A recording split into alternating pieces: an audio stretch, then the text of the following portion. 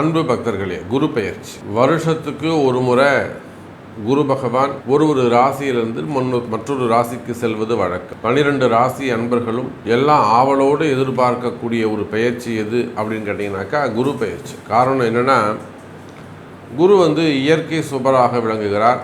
இயற்கையிலேயே ரொம்ப நல்லவர். ஒருவன் தவறு செய்திருந்தால் கூட அந்த தப்பையெல்லாம் தன் பேரில் எடுத்துக்கிட்டு அவனை நல்லவனாக்கி அவனுக்கு ஒரு நற்கதியை நல்வழியை காட்டக்கூடியவர். அதனால தான் அவருக்கு குருன்னு பேர். அவங்கள்ட்ட இருக்கக்கூடிய தவறுகளை எல்லாமே தன் பார்வையிலே எடுத்துக்கொண்டு அவனை நல்லவனாக்கி அவனுக்கு புண்ணியத்தை கொடுத்து சுபத்துவமாக அவனை உயர்ந்த நிலையில் வாழ வைக்கக்கூடிய எண்ணம் உடையவர்.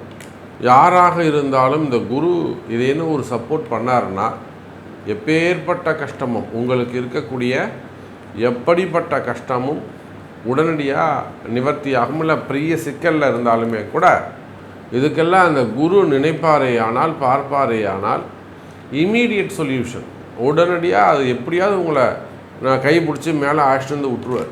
இந்த குரு பெயர்ச்சி மே மாதம் 11ஆம் தேதி, ஆமாம் 11/5/2025 மதியம் 1:20 குரு பகவான் ரிஷப ராசியிலிருந்து மிதுன ராசிக்கு பெயர்ச்சி அடைகிறார். ஒரு மிகப்பெரிய சுபத்துவமான நன்மையான ஒரு மாற்றம் ஏற்பட போகுது. இந்த உலகத்துக்கே கூட, இந்த பிரபஞ்சத்திற்கே கூட ஒரு பெரிய நன்மை ஏற்பட போகிறது.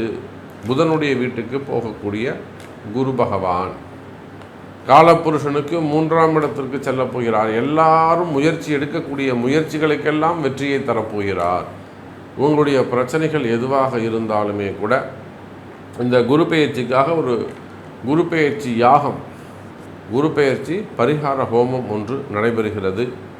அந்த பரிகார ஹோமத்தில் நீங்களும் பங்கு பெறலாம். சிறிய தொகை.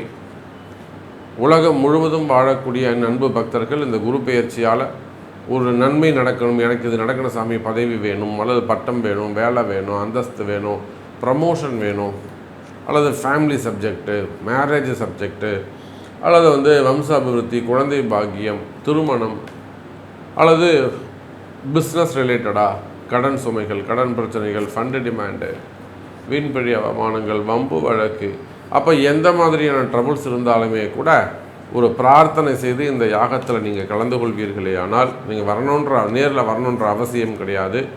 சங்கல்பம் செய்து வீட்டுக்கே கூட பிரசாதம் அனுப்பி வைக்கப்படும்.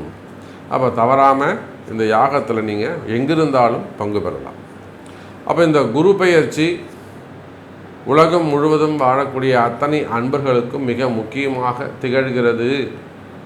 ஸோ ஒவ்வொரு ராசிக்கும் இந்த குரு பெயர்ச்சி என்ன செய்யுது, குரு என்ன செய்ய போகிறார், உங்கள் ராசிக்கு எத்தனாம் பாவமாக அமைகிறார், உங்கள் ராசிக்கு எத்தனாவது பாவத்தில் போயிட்டு குரு உட்காராரு, அந்த குருவால் உங்களுக்கு எப்படியெல்லாம் நன்மைகள் நடக்க போகுது, இல்லை எந்தெந்த விதத்தில் நீங்கள் குருவிட்ட போய் நீங்கள் அவர்கிட்ட முறையிடலாம் அப்படிங்கிற ஃபுல் டீட்டெயிலை போய் பார்க்கலாம். வாருங்கள்.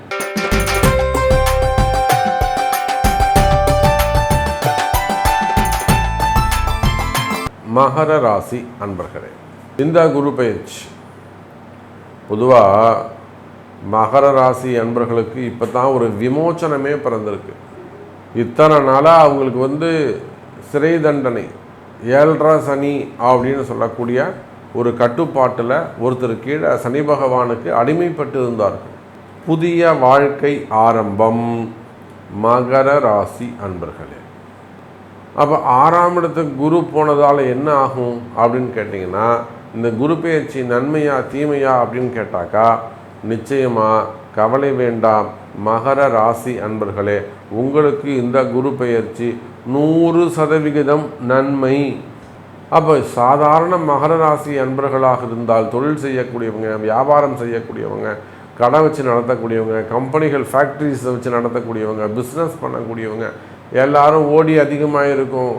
மகர ராசி அன்பர்களே, உங்களுக்கு இருக்கக்கூடியது கடன் சுமை, கடன் பிரச்சனை, முக்கியமான பிரச்சனை. ஒரு 70% மகர ராசி அன்பர்கள் கடன் பிரச்சனையில் சிக்கலில் மாட்டிக்கிட்டு இருக்கிறாங்க என்பது தான் நிதர்சனமான உண்மை. இது யாரும் மறுக்கவும் முடியாது, மறைக்கவும் முடியாது. கடன் சுமை குறையும், கடன் பிரச்சனைகள் குறையும். எதிரிகளுடைய பிரச்சனைகள் குறையும்.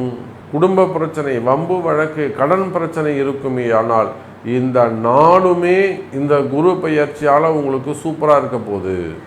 புதிய வேலை வாய்ப்புகள் கிடைக்கும், வேலையில் இடமாற்றங்கள் கிடைக்கும், ஜாப் சேஞ்சஸ் கட்டாயம் உண்டு. அதே போல் திருமண யோகம், அப்போது குழந்தை பாக்கியம் கிட்டும்.